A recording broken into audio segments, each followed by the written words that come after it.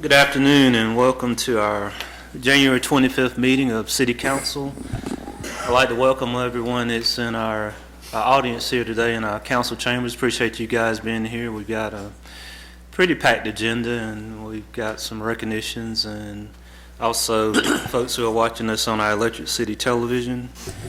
Our invocation tonight will be given by Councilman Steve Kirven, and respects to the flags will be led by the Mayor Pro Tem Don Chapman. Please rise.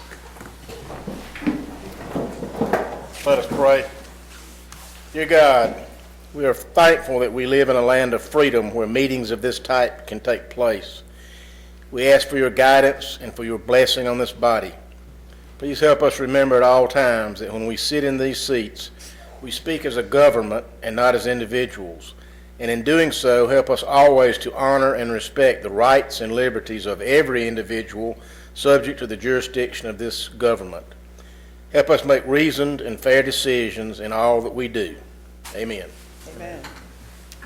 I pledge allegiance to the flag of the United States of America and to the republic for which it stands, one nation, under God, indivisible, with liberty and justice for all.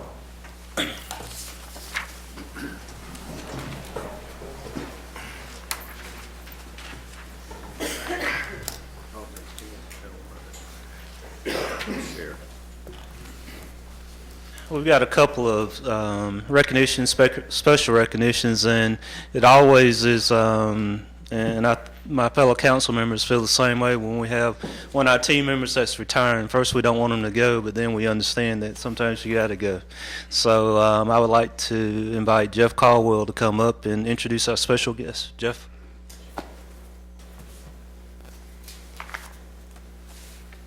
We are here to represent or recognize Arthur Hawthorne.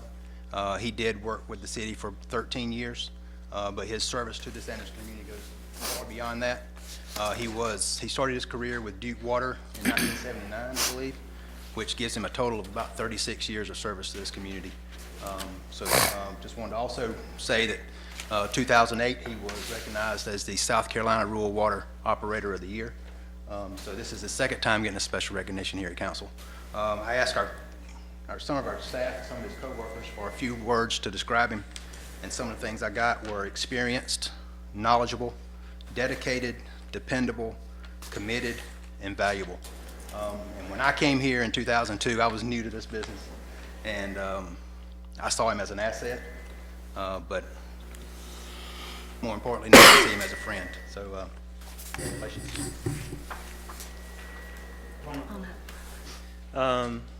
First of all, we appreciate the service that you've given us, and we have a couple of things that we want to recognize you. First is a plaque, and if you don't mind, I'd like to read it. It says, "Presented to James A. Hawthorne in appreciation for 13 years of loyal and dedicated service to the city of Anderson by the Anderson City Council this January 2016. And we also have, I never do know what's in this, so that's a surprise. But that's your gift, and that's your special gift. Do you have anybody here that you want to recognize or say a few words? I just appreciate having the opportunity to work with the city. I've enjoyed it. I've enjoyed all 36 years combined doing the same thing. My wife, she's in the audience, and she's put up with a lot with me, calls at night and all, and glad she stood by me all these years. I appreciate all the council members. Well, good. Appreciate it. Yeah, so, yeah. Good.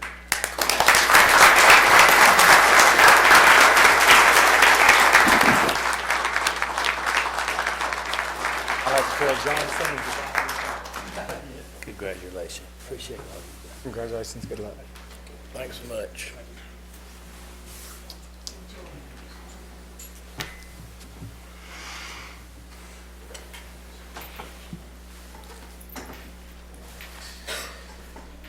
At this time, I'm going to ask Chief Horton to come to the mic, and Chief's got a couple of things he needs to do also. Chief? Thank you, Mayor and members of council. As always, we appreciate your time.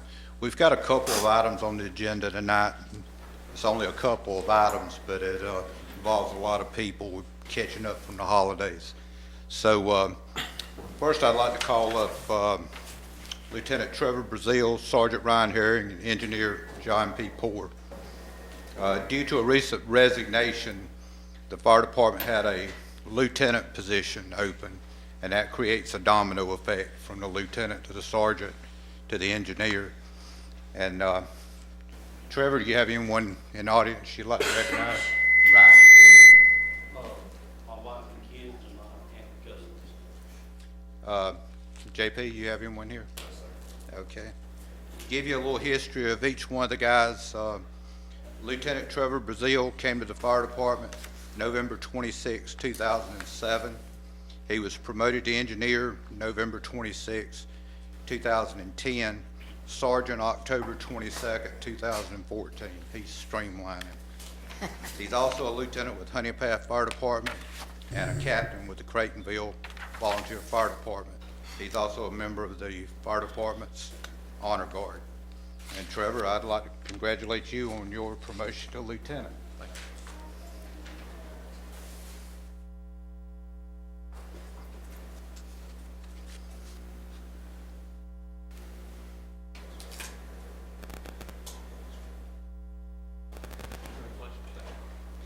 Next is Sergeant Ryan Herring, came to the fire department May 5th, 2005.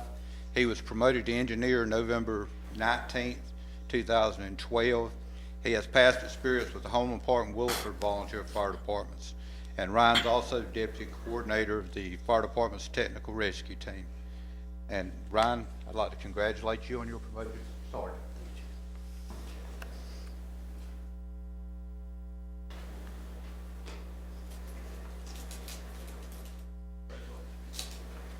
And last on the promotions, engineer John Paul Poore. He came to the fire department December 18, 2012.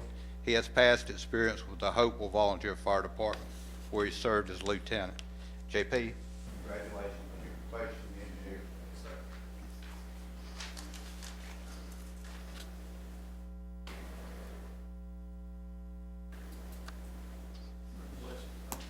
Okay, if y'all want to meet the council.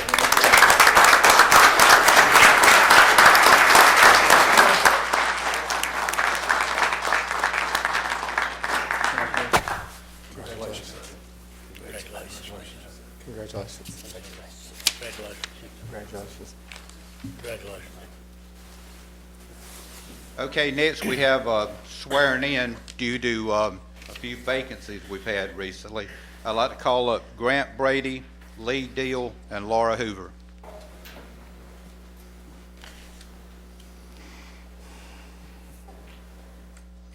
And to tell you a little bit about each one of these guys, firefighter Grant Brady is a 2014 graduate, Westside High School.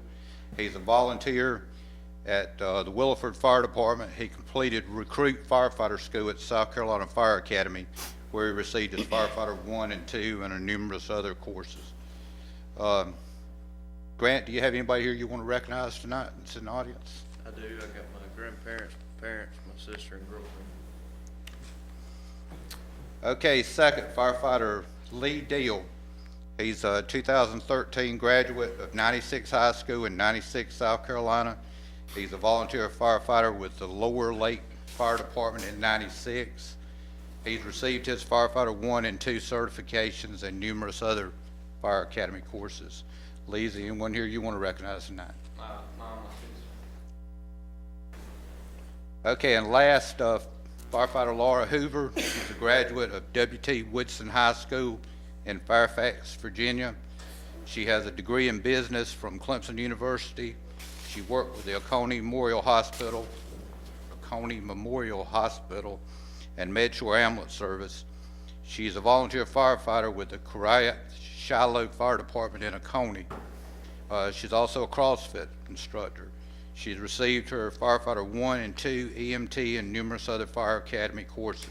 Laura, is there anyone here you want to recognize? Yes, one more. And to all the ones they did recognize and that are here with them tonight, we would just like to say thank you for the sacrifices you're getting ready to make to allow them to pursue their career as a firefighter with the Anderson Fire Department. Okay, all these guys have successfully completed their probationary period and are qualified to be sworn in as Anderson firefighters. If you will, raise your right hand, repeat after me. I Grant Brady. I, Lee Deal. do solemnly swear Do solemnly swear to do my duty to do my duty as an Anderson firefighter, as an Anderson firefighter, to serve my commanding officers to serve my commanding officers with respect and dignity, with respect and dignity, to serve and protect the citizens of the city of Anderson to serve and protect the city of Anderson with compassion, courage, and integrity, with passion, courage, and integrity, and to uphold the laws, rules, and regulations and to uphold the laws, rules, and regulations of the United States of America, of the United States of America, the state of South Carolina, the state of South Carolina, and the city of Anderson. and the city of Anderson. So help me God. So help me God. Congratulations. Thank you, Chief.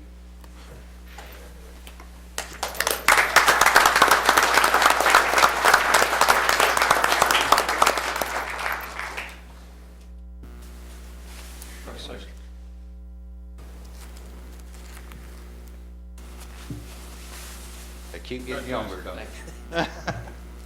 Do.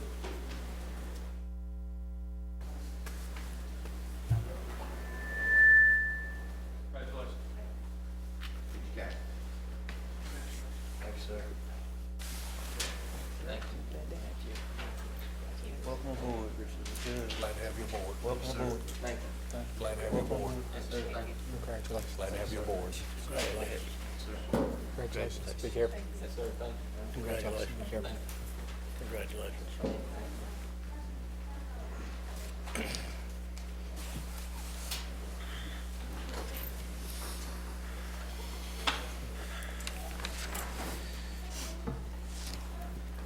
Next up, we have a special presentation, the Comprehensive Annual Financial Report for the fiscal year 2014-2015. And leading that presentation will be David Phillips and Kevin Thomas of Greene, Finney, Horton, LLP. I don't know if Ms. McConnell, you might have a word. Thanks, Mr. Mayor. What you're going to hear tonight is certainly some good news. I think the Finance Committee met at the end of the year to hear the good news that our auditors will share with you tonight. But the long and short of it is we certainly ended up in the black, and we're $423,000 to the good in revenues over expenditures. And to give you the rest of that story and sort of how our finances shape up for the year end, we'll turn it over to David and Kevin. All right. Hopefully you have before you a copy, hard copy of the PowerPoint, and we'll just walk through it. As you have before you, this CAFR that you will probably receive later today, and some of you have already seen it, there's a lot of good information in there. And especially if you're a little bit newer to council, I would encourage you to really look in the back of the report. You got 10 years of history, and it really can give you a better look at where you've been trending over time, how you maybe could compare to other entities, because you can pull their CAFRs up as well. But again, we'll walk through it. The highlights here, you have the best opinion you can get, which is an unmodified opinion. The general fund, the fund balance there increased $423,000. And we've been talking about for several years about this coming pension change. Well, guess what? We had to implement it this year. And that's what those pronouncements when we say GASB 68 and 71 is about. And we'll look at that in detail in a later slide. And again, lastly, you received the GFOA Award for Excellence now for 20 straight years in a row. All right. Well, we always like to remind everybody that the financial statement that you will receive, that has been presented is prepared by the city, and our responsibility is to issue an opinion. Again, we give you reasonable assurance, not absolute assurance. The only way we could give you absolute assurance is if we actually looked at every single transaction that took place in the year, and of course that would be cost preventative. But we look at the significant items, the material items, and so again, our materiality is somewhere between 1% and 2%, and so keep that in mind as you think about what our opinion means in that regard. Also this year, in our opinion, we have a separate paragraph. It's called an emphasis of matter paragraph, and it's to highlight the fact that the city implemented these pension changes. And so it helps the reader when they look at our opinion, we tell them, go look in the notes. There's a lot of information in there about this implementation on the pension change, and it helps the reader maybe to more quickly understand that impact. All right, well, let's look at your general fund. Again, the total fund balance increased to about $8.2 million. You have non-spendable fund balance of about $112,000 related to prepaids and inventories. You have a little bit of restricted fund balance of about $62,000 and $296,000 for victims advocate and unspent TIF revenues. Remember, those monies are restricted because they can only be spent for certain purposes. And then you have some money that is assigned. Remember, when you put together your 2016 budget, there's a little bit of fund balance you plan to use in that budget. And so there's $450,000 assigned. So when you take all of those components out, you're left with the unassigned portion. That's the portion that's available to be spent at your discretion as you would deem fit. And that amount, again, is 7.3, and it's about 26% of your 2015 actual expenditures and about 25% of your 2016 budgeted expenditure. If you look at the chart, it kind of gives you a few years of comparison as a point of view there. And you can see you've always been consistently a little bit over that 20% mark. And the GFOA, which is the Government Finance Officers Association, they recommend a minimum of 2 months. And so you can see how you've kind of kept that easily over the last few years. All right, so why do you want to keep a strong fund balance? Remember, some of your revenues, they're very cyclical. Business licenses, property taxes. Remember, those property taxes go out in October. You collect them pretty much in December, January, February, and then you don't really collect a lot of real property tax after that point. It helps you for significant emergencies and unanticipated expenditures. A lot of your coastal communities, when the flooding took place, a while back, they needed that for significant, to deal with some of the flooding, and knowing that FEMA might take 12 months to 24 months to reimburse them for some of those emergency type of expenditures. So you need to have cushion for emergencies as well. It gives you flexibility for discretionary funding needs. It gives you better rates when you go and have to issue debt. It helps you with shortfalls from the state. Remember, the local aid money has always been cut short, even though the proposal for the governor is maybe to restore it. What's the odds that that will actually take place? That'll be interesting to see. And again, it just helps you in uncertain economic times. All right, well, let's look at your revenues here. Your revenues were $26.1 million, of which about half of it is in the property tax area. About $8.5 million is in licenses and permits, and that area is real important to remember. That's a growth-oriented revenue. Those revenues can change very drastically dependent upon the economy.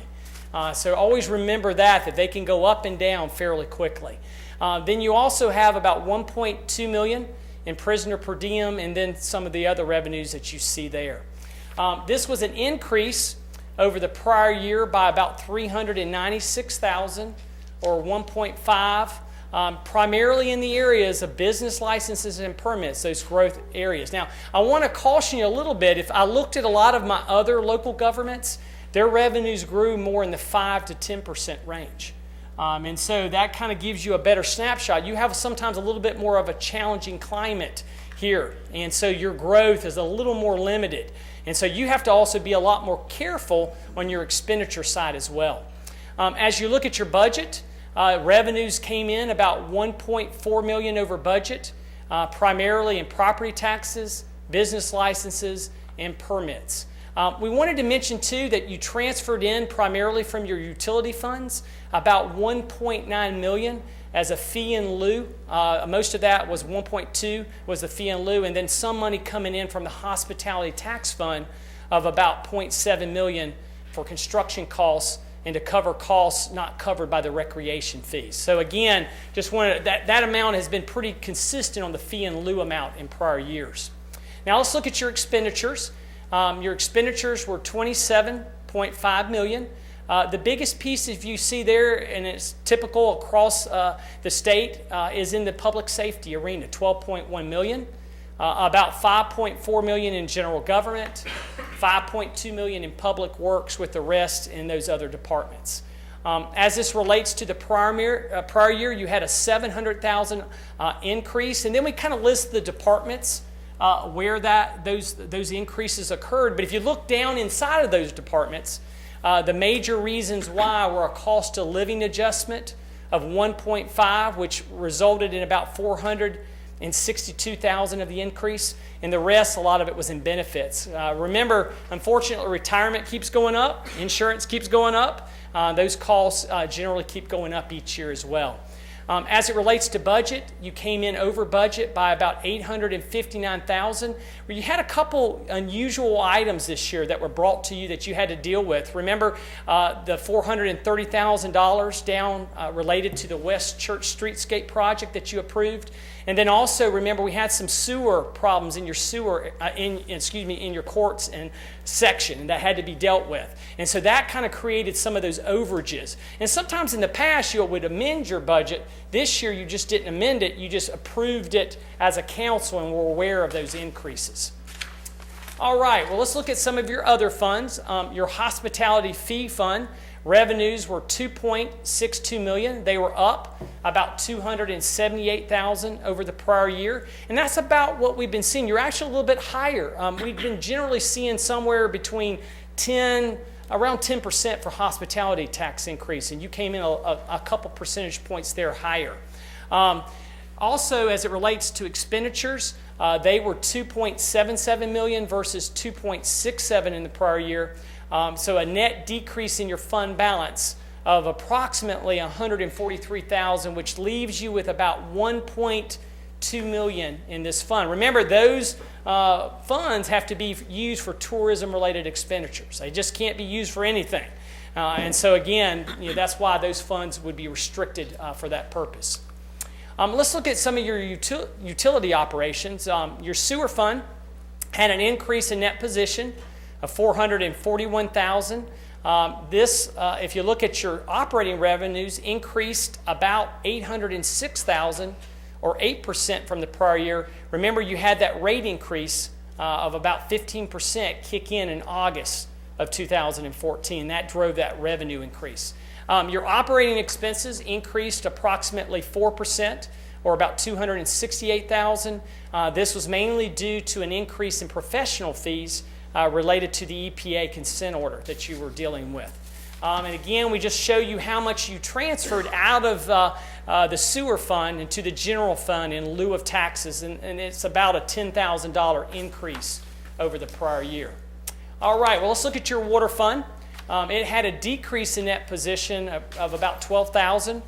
Your water operating revenues increased approximately $275,000 over the prior year, primarily due to an increase in overall water usage. As it relates to your operating expenses, they increased about $229,000 or 3.8%. And we kind of highlight where some of those items were. Purchased water, as you see there, health insurance, and so forth. The transfer to the general fund in lieu of property taxes went up just about $2,000, pretty flat with the prior year there. All right, well, we've been talking about for years this pension change, and so we wanted to highlight this. Remember, most of us would have thought, well, hey, it would impact you because you have your own retirement plan. And so we expected the impact there, but the GASB actually took a position. Remember, the GASB is the Governmental Accounting Standards Board. They set all the accounting rules.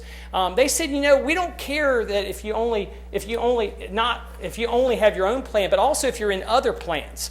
If they're a cost sharing plan, if you're in a state plan, which you are in the PRS system, if that state plan is underfunded, we want you to record your proportionate share of that liability on your books too. So you actually had two impacts this year.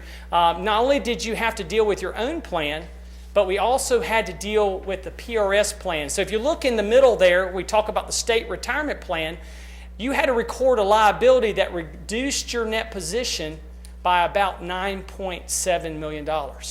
As it relates to your own plan, because you had managed it well, you actually have a pension asset.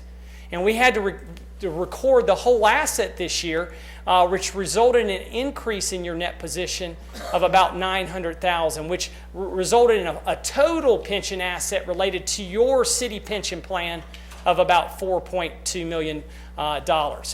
In your financial state that you'll look at later, hopefully, there's about 10 to 12 pages of additional disclosures regarding these plans. It tells you about how do you participate in the plan, what benefits do the plan pay for, what is it invested in, what's your proportionate share of the liability, and so forth. There's a lot of note disclosures. One key thing is that these pension changes do not impact your governmental funds. So it does not affect your general fund, does not affect your hospitality tax fund, but it does affect your utility funds and your government-wide financial statements. So the slide is here because we're about to look at these government-wide statements. And we're going to see some new items on here, and we wanted to make sure we explained before we got to this slide why these new items are appearing. So if you look there on your government-wide statements, you have assets and deferred outflows. Remember, that was a new term a few years ago. It's kind of a quasi-asset. You have $206.3 million of those items, of which $162 million is in capital assets, $29 million is in cash and investments, with about $15.3 million in other items. You also have liabilities in deferred inflows, a deferred inflow being kind of a quasi-liability of $134 million, of which $117.6 million is in long-term obligation. And here's the new item, look right there, a net pension liability of $9.7 million. And then you have accounts payable and other accrued liabilities of about 6.8. So if you take those assets minus those liabilities, if you look at the top right of that slide, you're left with your equity or your net position, which is $72.3 million. And the real key one there is the unrestricted amount. You see how it's $7.6 million? Well, if you really added back that net pension liability, you would actually be over $17 million. That's really what your true unrestricted net position. But unfortunately, you had to record this liability of $9.7 million, which reduced that unrestricted net position down to the $7.6 that you're seeing there. All right, some other key items. We just want to look at your capital assets. The balance there was $162 million. They decreased $3.2 million this year. And we just list some of those, what the additions were, not only for your governmental funds, but also for your business type. And so we just kind of break those out so that you can see where some of that money was spent this past year. But remember, if we capitalize these items, we also have to depreciate them over their estimated useful lives, and that's what the depreciation amounts were on the bottom bullet point of that slide. All right, well, let's look at now your long-term obligations. You had a total of $117.6 million. They decreased $4.1 million from the prior year. And again, that decrease is that you made regularly scheduled principal payments this year. Really wasn't too much of unusual things going on. You did have a little bit of a new lease purchase for 4 garbage trucks of $1.15 million that took place this year as well. As you look forward into your fiscal year 16 year, we expect that you're going to have debt service payments of $2.9 million and $7.1, roughly $10 million for your governmental and business type activities for this coming year, the year that you're in. All right, as we look on the auditing front, we really don't see any big changes coming down the road for how we audit. There are some new accounting rules that are coming. Unfortunately, the GASB has been very busy on issuing new pronouncements. One of those is called the Tax Abatement Disclosure, GASB 77. And what this is if there's any deals that you enter into or that the county enters into whereby you give someone, they don't have to pay the full tax rate, you're going to have to disclose that going forward. So it wouldn't just be whether you entered the deal, but if the county entered into a deal that affected you, that made what your tax is would be less than what they normally would be, if it's material, we're going to have to start disclosing that in year 2017. So just keep that one in mind. The last one there is GASB 74 and 75, and what they've issued is a standard on retiree medical that's very similar to the pension statements, so that you're going to have to record the whole retiree medical liability on your books, starting out there in year 17 and 18, very similar to the pension statements. All right. On the compliance front, we did come across one item. It's an item that we see that happens across our governments. I would say probably about once every 4 years. City of Greenville, Mount Pleasant, all these. One of the hardest things for your finance staff and for your administration and your management to keep up with is when there's donated assets. Think if someone gave you a piece of land. Well, if that doesn't work its way back to the finance department so that they can capitalize it and depreciate it, it doesn't happen. Well, there was an item that initially got missed. We called it late in the game, but it just initially didn't get caught. And so what we have is one item there on working on improving the process for which maybe you receive donated items from outside parties, so it works its way through the channels so that finance can add it to the books and make sure it gets. Now remember, this isn't a cash item, and that's what makes it tough. If you wrote a check, you would see it. It's really hard when someone gives you something. So that's what that item is. As it relates to the single audit, we looked at your FDA programs and we didn't come across any findings or any issues there. On the management letter, it's kind of boilerplate. There's a separate letter that you will have. And all it really talks about is the fact that we implemented these new pension statements. That was the big change there. So in summary, you have the best opinion you can get, which is an unmodified opinion. You have good financial condition, and you implemented the pension changes this year. And that, again, that took a lot of work across the board from your staff and us as well. Any questions? Good job. David, I appreciate it. Again, the Finance Committee met 30 days or so right at the end of the year, and we spent a lot of time with David and Kevin and asked some questions and got some clarifications on things. I would say that, as David said, we're operating in a very challenging environment in our general fund. It continues to put pressure on us in regards to the services that we provide our county residents, and sometimes the ability not to grow border-wise as a city. But Linda and Peggy and her team do a great job, along with all the divisions in regards to trying to keep us in balance.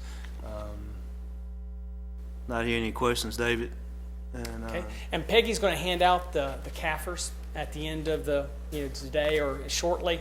I also want to thank the staff. Appreciate all their help. There's a lot of work that goes into this. It's really easy to look at this and say, "Wow, that's not much to it." Boy, there's a lot of work. And I guess I would say too that a lot of the rules that Gatsby's doing is just to make government more transparent. Let people see what that big liability is at the state Right. that's underfunded, that people are going to have to help kick in and repay over time. Yeah. Good. Thank you, sir. Thank you.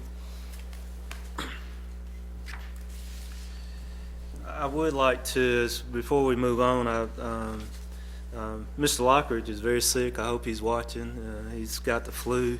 Mr. Roberts was traveling back, John Roberts, and not be able to be with us tonight. Before we get into the body of our meeting, we have Troop 215.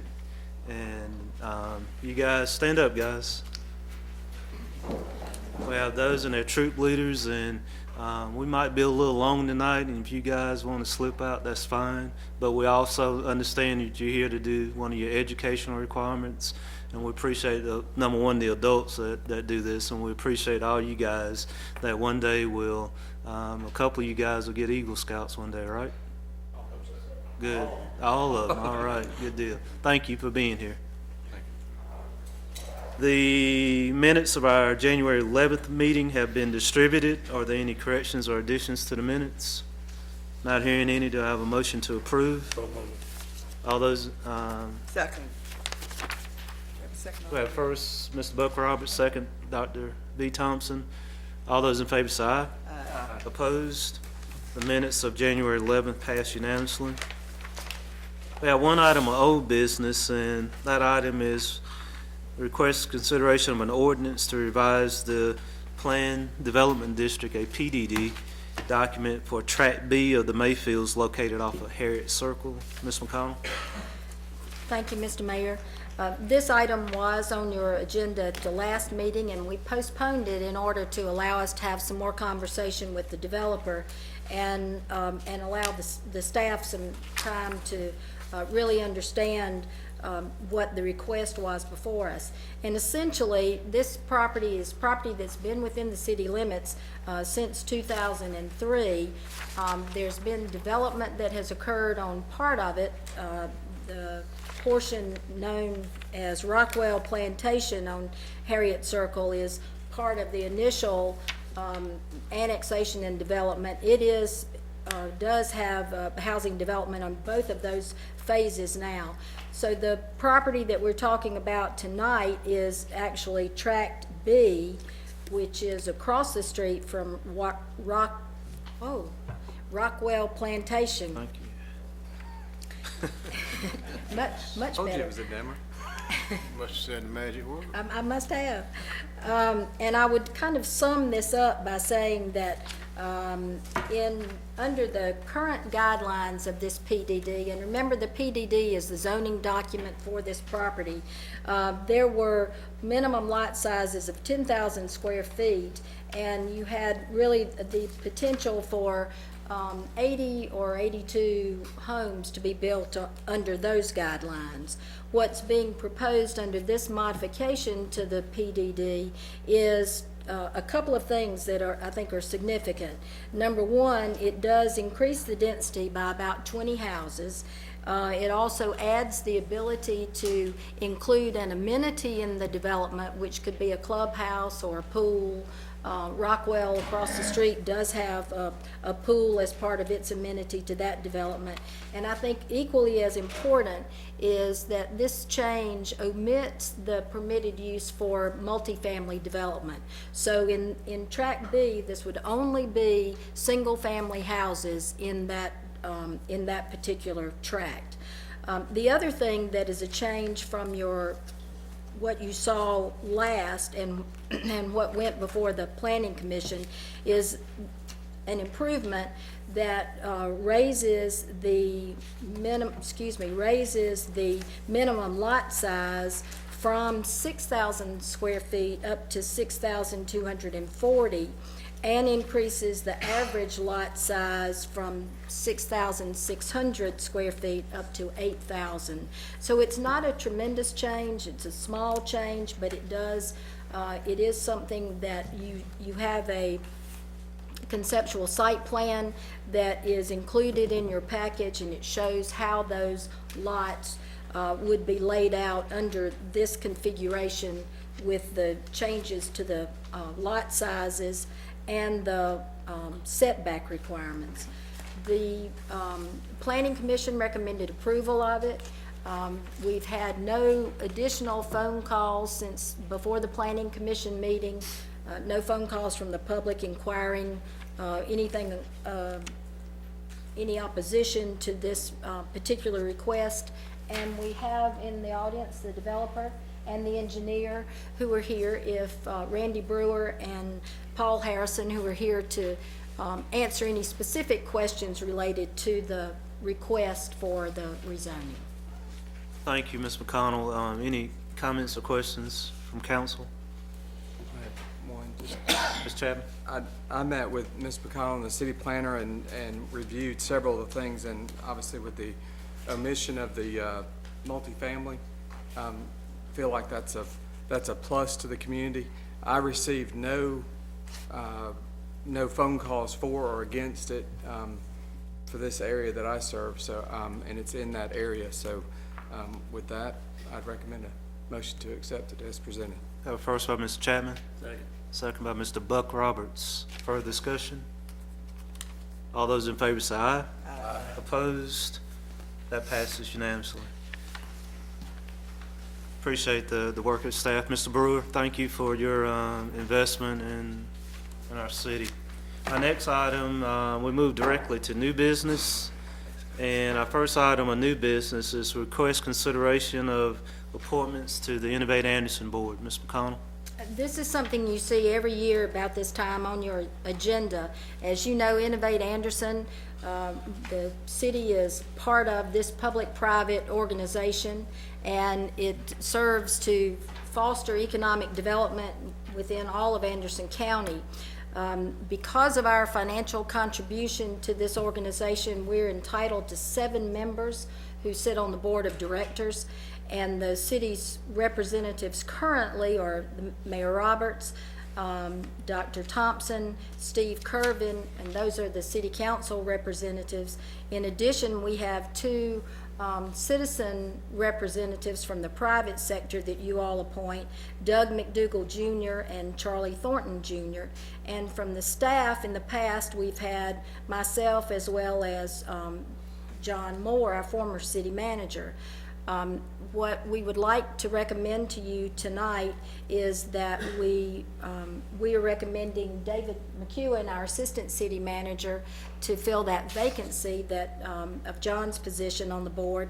And also, all of the existing members have expressed a willingness to continue serving, and we would certainly suggest that those members be reappointed and continue to serve.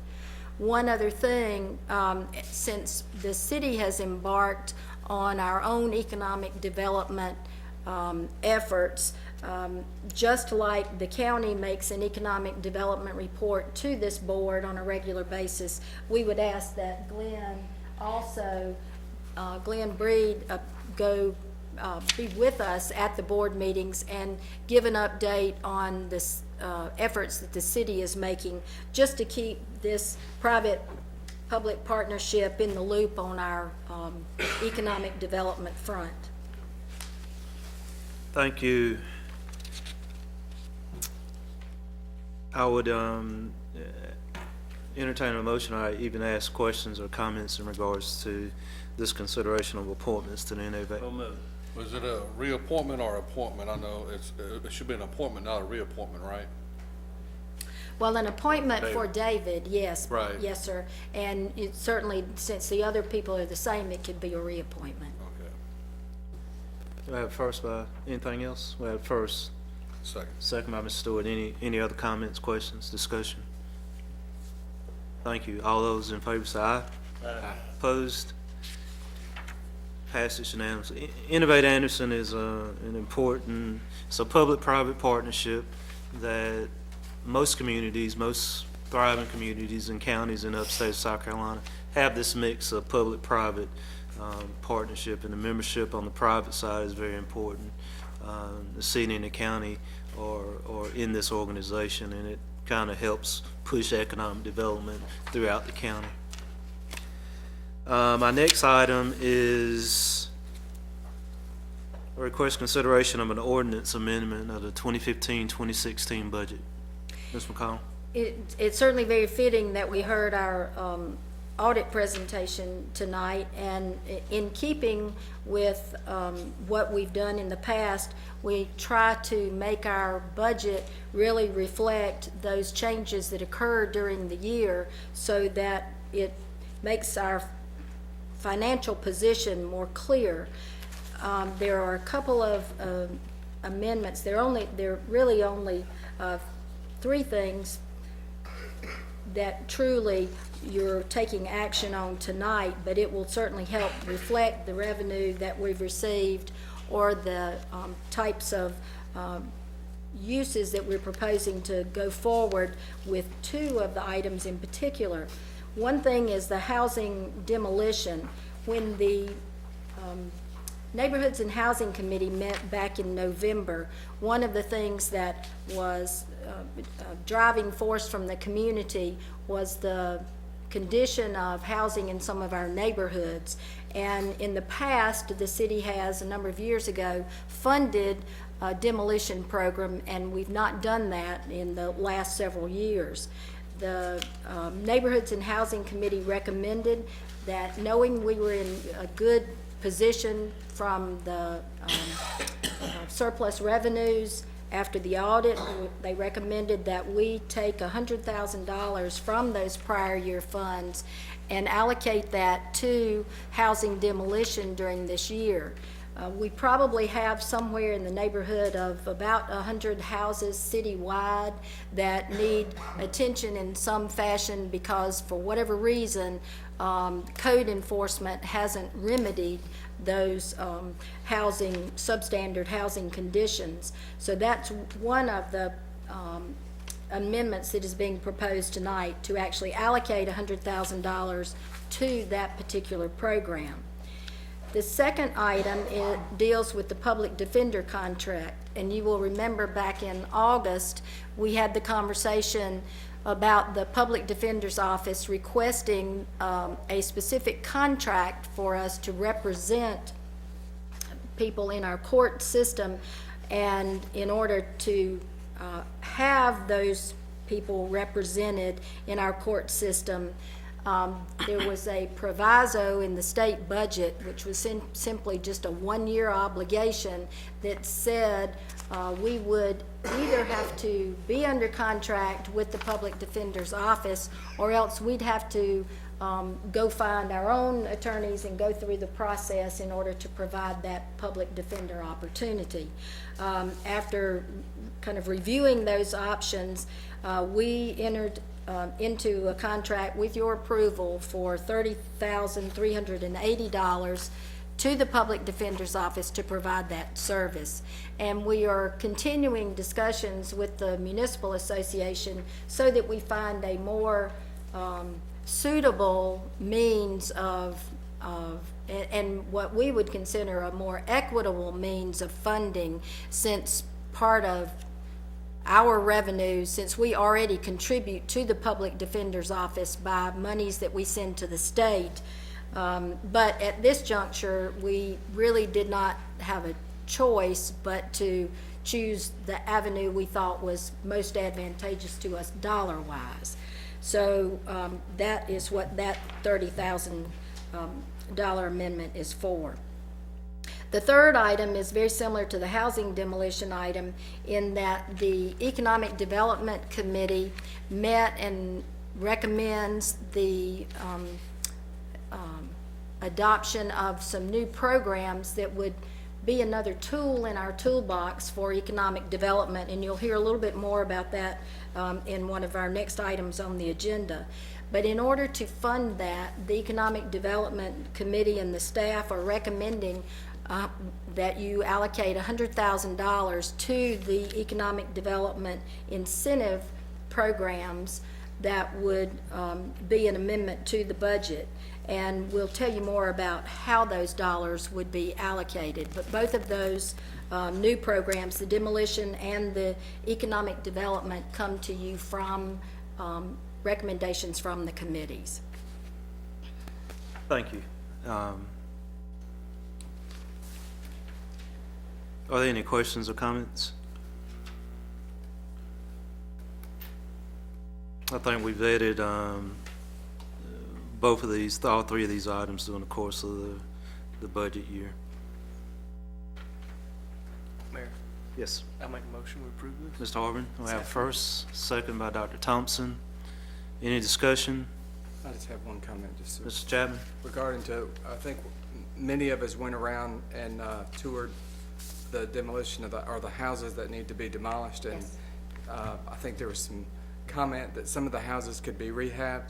I believe all of us are in agreement that the houses that need to be removed are in no shape to be rehabbed. So I think the only alternative is for them to come down. So just want to make that point. Any other thing? I'll just make my normal comment that I don't think we need to rewrite history, so I'm going to vote against amending the budget. These items have all been approved, and they're just expenditures that are approved, but they're not necessarily things that we foresaw when the budget was made a year ago or a year and a half ago. I was expecting that. Anything else? Well, if I can add, doesn't the accounting ask that we do this? No. You can do it either way. I think historically, we have done it as a means of certainly dealing with those things that we didn't, as Mr. Kirven said, these are, in most cases, in really all of these cases, are things that we did not forecast in the budget because we didn't know they were coming up. It might be grants that we apply for and get during the year, and cities do it both ways, and there's neither one is, they're both correct. But the net effect is 10 years from now, someone looks back at all this and say, man, those people could read the future. They amended their budget for stuff that happened afterwards. Doesn't make any sense to me. Anything else? All those in favor say aye. Aye. Opposed? No. Mr. Kirven opposing. I would like to say too that I think it is, the council's always been behind just the demolition of buildings and some of the things that we see in some of our neighborhoods. And I agree with Mr. Chapman that I wish we had more money to be more aggressive in that regard, but it's almost one structure at a time, 1 year at a time. Our next item is request consideration of a contract with the Land Plan Group South Incorporated to update the Recreation Comprehensive Master Plan. Ms. McConnell. You all know that we certainly have a 2008 Recreation Master Plan, but you also know anytime that you go to the Recreation Center these days, the uses that are going on in that rec center have far outpaced what we foresaw in 2005 when we opened that facility. And to that end, as we've begun to really assess where our city and our community is in recreation, the landscape really is different. The recreation center itself, just as an example, we had no, we could not imagine that we would have more than 2,500 people who are members of that organization that facility and participate in fitness every week. It's just phenomenal. So as that fitness and wellness arena has grown, the needs in the rec center have just continued to explode, and we're sort of busting at the seams just a little bit. What that causes us to do is really look and say, okay, we're still in the basketball and the baseball and softball and fitness arena, but you know, if we're going to grow and change, we need to kind of revisit and update that master plan so that we capture these new focuses on fitness and wellness, as well as the functional programs that we already run. To that end, as y'all know, we went through an RFQ process last fall. From that process, the Land Plan Group South was selected as the group we would try and negotiate a contract with. The staff met with Land Plan Group, and they proposed one contract with us that we thought needed a little bit of revision. And as such, not only did we refine the scope of services, but we also whittled the price tag down a little bit. And part of those savings come from some of the work that we believe we can do in-house. Most of that has to do with the demographic data that we can provide, and also really looking at not starting from scratch, but using that 2008 plan as the base and moving forward. So what you have before you is a contract for a scope of services amounting to $121,800. It would take about 6 months to implement or to complete this plan, and it would be really looking at our programs, our activities, our facilities. It looks at not just the population of the city itself, but really what our kind of what our metro area would be, which of course is larger than just our population. And I think equally as important, we're not the only ones in the recreation business. It looks at our relationship with other entities like School District 5, Anderson University, Anderson County, even ANMED, you know, in things like our trails and our bikeways. We've recognized that there are other players out there who have a role in recreation. And probably one of the most important things that this will give us the opportunity to do is to allow the public to participate and tell us what kinds of recreation they see that they want the city to be in the business of providing. And while in this scope of services, it does mention that we will have one primary initial community input workshop. Don't think that there will only be one public meeting or one opportunity for people to share what their comments and opinions are about it. One of the things that we learned through the interview process is that there are numerous ways these days, certainly for people to participate. It doesn't always have to be coming to one central location to share your ideas or your thoughts. So we will be developing with the land plan group, if you approve this contract, different means of getting our survey instruments out to the public, whether it's social media, whether it's having community meetings, whether it's using the website and Facebook and those kinds of things. So I think we will have ample opportunity to have public input on the recreation of the future here in Anderson. And the staff and the Recreation Committee would recommend moving forward with this contract. Thank you. I know it was vetted in Recreation. I'm not on that committee. Any committee members want to make any comments? Or other council members? I did neglect to say that we do have certainly funds available for this with hospitality dollars, and as you heard David mention earlier, we are tracking well on the revenue piece of that and have more than $1 million in that fund currently now. Thank you. Mr. Chapman? The items, or section 10 under additional services has additional workshops. They're like $5,800 a piece, but how many are included in the original contract? One major workshop, and when we talked through this, we feel like certainly we want that one.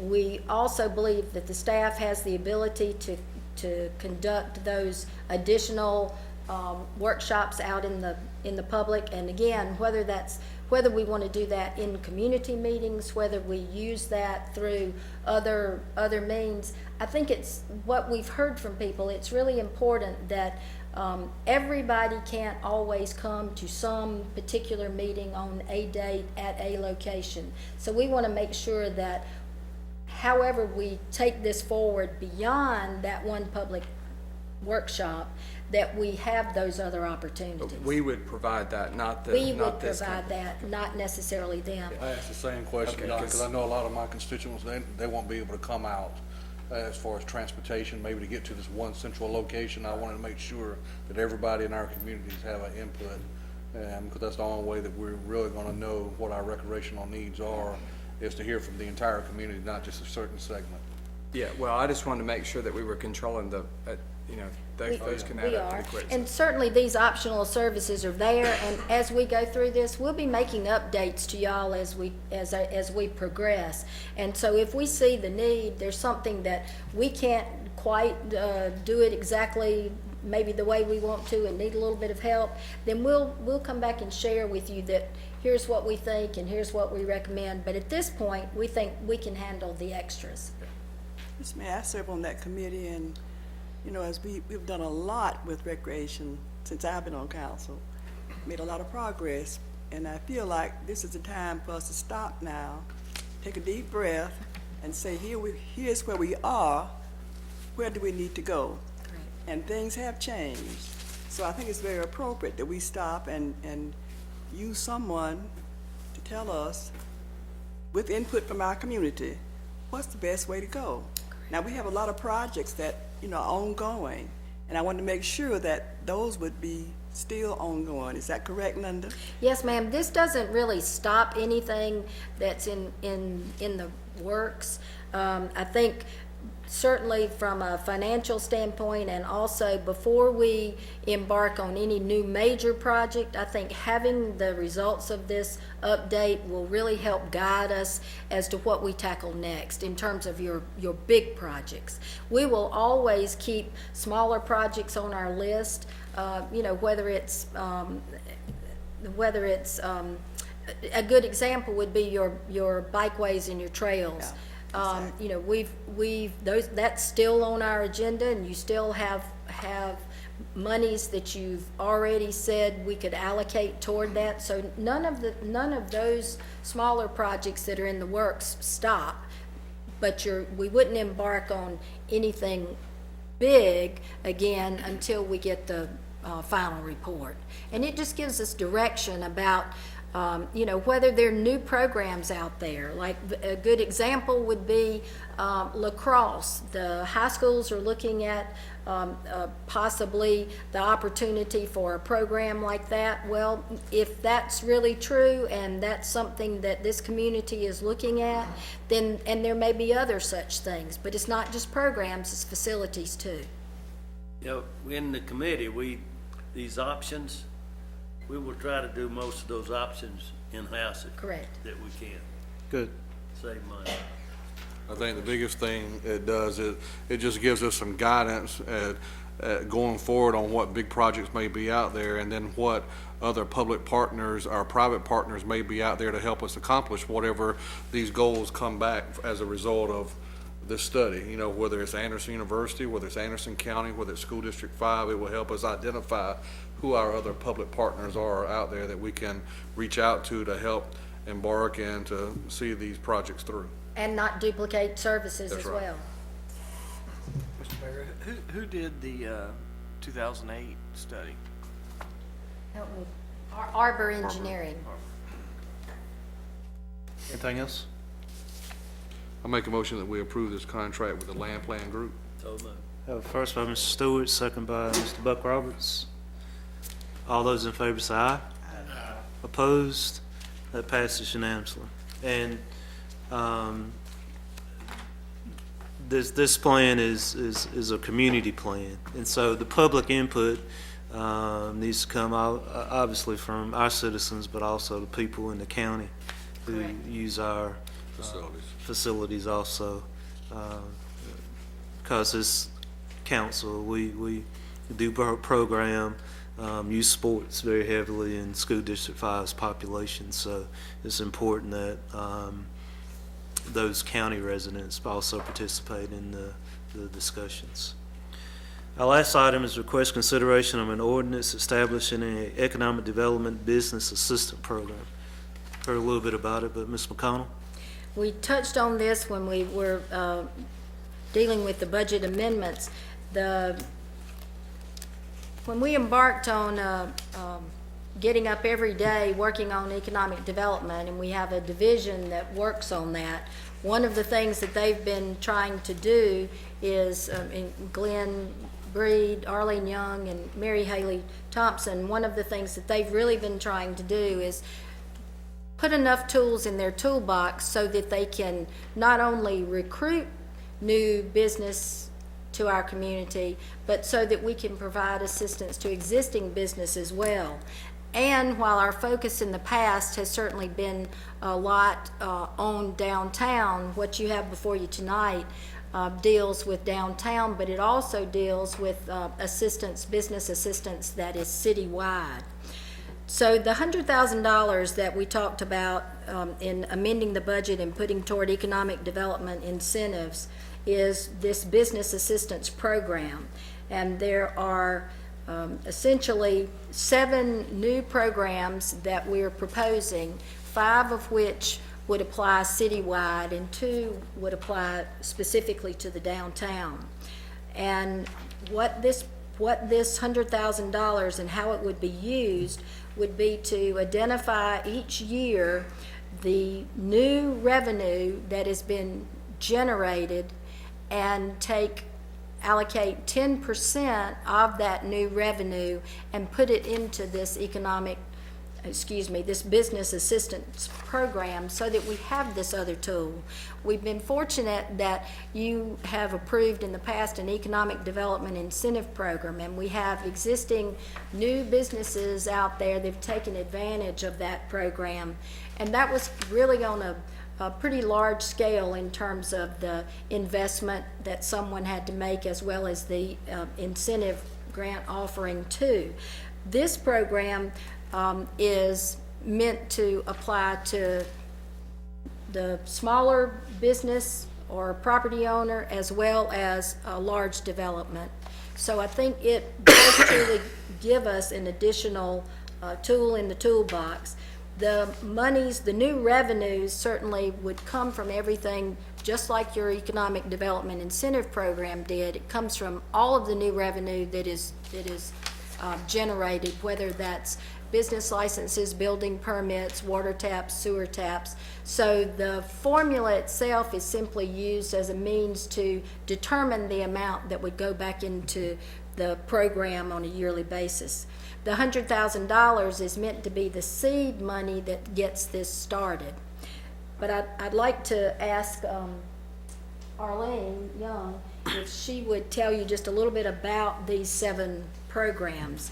And it is, the Economic Development Committee did review this and does recommend it, and the staff recommends it. We would be excited to implement this type of a program. Thank you, Linda. The first program is our facade program. Many of you remember that because we offered it a while back. These will help with assistance on improvement projects to building facades. Grants would be awarded at $5,000 or less, and there'd be a 50% match required. Typical eligible items would be awnings, storefront windows, or painting. Also a sign program, which would provide assistance for signage on the exterior of buildings. Grants up to $500 may be provided, and there would be no match required for this. Design Assistance Program provides design services or preparation of a scope of work for exterior facades. Grants up to $500 may be provided with no match required. The Infrastructure Reimbursement Program is a program that we once had in the past, so many of you are familiar with that one as well. It will help provide assistance for commercial, retail, cultural, tourism, or residential developments up to 50% of the infrastructure costs associated with that development.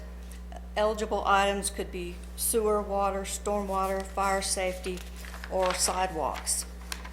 The Historic Building Maintenance Program will provide assistance for repairs that will stop the intrusion of water into a historic building, up to 50% of that cost.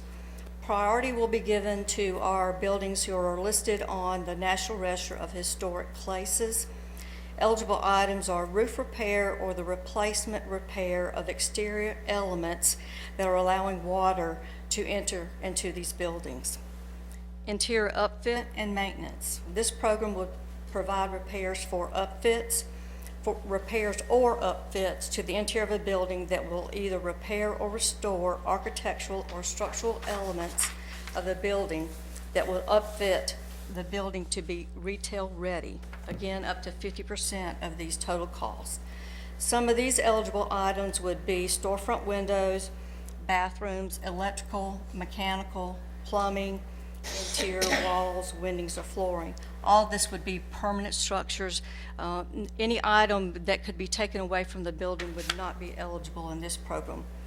Also, we suggest a grant match program. Program funds may be used for needed match dollars for the economic development grant requests that we've had in the past couple of years. And as Linda mentioned, all of this is offered to properties zoned commercial or industrial within the city limits, with the exception of the historic building maintenance and the interior upfit maintenance program, which is for our downtown district only. We will accept applications on a monthly basis and evaluate them with a selection criteria. This is the same criteria that we are now using for our Economic and Development Incentive Program. Any individual program request, $10,000 or more, will need your approval. This criteria will let us focus on developments that will stimulate other economic development activity, provide increased employment and earnings, preserve our historic properties, consistent with our plans and goals for the city, and satisfies a desired or unique niche in the marketplace. The benefit to the city is huge, but the primary benefit is to the citizens of the city by encouraging revitalization and redevelopment. The city will realize direct and indirect economic benefit by attracting additional businesses, investments, patronage through enhancing the quality of life and enjoyment of our citizens. As Linda mentioned, and as you heard our financial report, in good financial conditions, you are able to seed this fund with $100,000. And then moving forward with that, you'd be able to allocate $10,000 of all new revenue growth to this program. And that amount would be calculated upon the year the growth was generated. Again, as Linda mentioned, the Economic Development Committee has looked at this, and they support it and recommend it. I'll be glad to answer any questions you may have. You said 10,000, you meant 10%? 10%. 10%, okay. Ms. Kirven? Yeah, I have a question, I guess. In looking at these various programs, you know, one of the things that I guess always concerns us is getting the results that are desired. And in some of these situations, I'm sure, I guess I want to make sure that the money would be paid to the successful applicant as a reimbursement for the actual expense that was incurred to do the work that had been projected. Now, some of these things also, it looks like to me, for example, there's potential grants for design work. Well, you know, what assurance do you have that you give somebody a grant and they use the money to get a pretty drawing of what they want to do, but then it never happens? Is that going to be just money gone down the drain, or how will we, I guess, follow up on these various programs to make sure that what gets done is exactly what was proposed to be done and is actually accomplishing what the purpose was to do it? Well, moving forward, we are going to implement a plan to where we can capture all of the revenue to the city so that you guys know what your rate of return of investment was. That's one thing. The other thing is we'll add additional criteria to the guidelines specific based on the particular program. And for the question that you're asking, we can ensure that for the design assistance is that they have a tenant with a lease, so we already know that they are moving forward with a tenant and with a project before we help with design assistance. Well, I would just say that as you go forward, please try to build into your various provisions mechanisms to do just that, to make sure that these monies are actually spent on what they were supposed to be spent on, and the result is what was projected, and you know, that we're not just throwing money away. Absolutely. Good question. Anything else, Yeah. Mr. Stewart? I would just ask too is that, well, you know, it don't have to be this month, but in the next few months, I would ask that the staff of economic development come to all the community meetings that we have, because there's a lot of people in the community who have businesses they want to start up. This would be a great assistance that they may be aware of. I know there's a restaurant that just opened up here on East Hampton Street. I think it's the people who used to run the restaurant at the country club. They just moved to this brick building on East Hampton, on East Franklin Street, and they just got a wooden sign out there promoting their business. And I think things like this would be great if they only knew about it. And so, everybody don't take the paper, everybody don't do social media, so it'd be great if we could get staff to actually come out in the communities to promote these programs. We're glad to do that. Good comment. Dr. Thompson? This is not And Ms. designated for Chapman? just downtown anyway, because it's neighborhoods as well, is that correct? Citywide. Yeah, citywide, okay. Chapman? I just wanted to ask with the historic building maintenance, how many buildings do we have on the National Historic Register that would qualify for the historic building maintenance? 11, it's somewhere between 11 and 18, I believe. Yeah, but yes. Somebody need to do something. And we designated 11 or 18 when we established the district. Yeah, it says or contributing member. Correct. So is that just adjacent buildings? Or, Department of Archives and History determines that based on a review that they will do. okay, thanks. Ms. Roberts? Talking about historic building maintenance, like the roof, if you go 50% of what it would take to fix some of these roofs, you'd be spending, you'd blow the budget. That's why we made sure we put in there up to 50%. And the city attorney suggested the word may. Yeah, 'cause some of these buildings, it costs $50,000 putting your Oh, roof yeah. on. Well, and I think the other thing you put in there, which is a good provision, it says any payout over $10,000 has to come back to It us. does. So, Yes. But just don't promise somebody we're gonna put a roof on up to 50%. No. Good comment. Anything else, guys? I'll make a motion to approve this, Mr. Harvin, first. Second. Second by Dr. Thompson. Any further discussion? All those in favor say aye. Opposed? Good work. It passes unanimously in the first reading. Thank you. It's a good program. Programs. Yes. That remains to be. Okay, we're getting right to administrative briefing. Our troops gone. You guys did good. Better than most of the adults. Thank you for coming. Administrative briefing, Ms. McConnell. We don't have anything other than your upcoming events. One item that I do want to mention is on the 28th, the Public Safety Committee meets at noon at the Municipal Business Center. And then next week, the Municipal Association Winter Meeting occurs in Columbia. That's Hometown Legislative Action Day. And we also have on the 11th, the Anderson County Municipal Association meeting is in Pelzer at 7 p.m. If you plan to go, please let Brandy know about that. And then on the 19th, we have our annual council retreat that day on the 19th. Could you go back to the 28th? Oh, I'm What did sorry. you say? It's not on your calendar. I apologize for that, but the Public Safety Committee is meeting that day at noon at the Municipal Business Center. Thank you. Good. Anything else? That's Ms. all. Harvin? That's all we have. I think you had something. Yeah, I just had one thing. I see that we have Bobby Bevel in our audience tonight, and the 18th, I guess, was the last day of the skating downtown, and I'd just like to personally thank him as a council for all the hard work he put in, pulling it off for our first year, and I look forward to hear the numbers and the impact it had on our downtown. I know me personally, my family enjoyed going down on several occasions, and I've heard nothing but positive response in the community. I'd just like to thank him for that. Thank Very you. well, very well done. Mr. Brown looks a whole lot better than the last time we saw him. He does. I'd entertain a motion to adjourn. First by Mr. Buck Roberts. Second. Second by Mr. Don Chapman. All those in favor say aye. Opposed?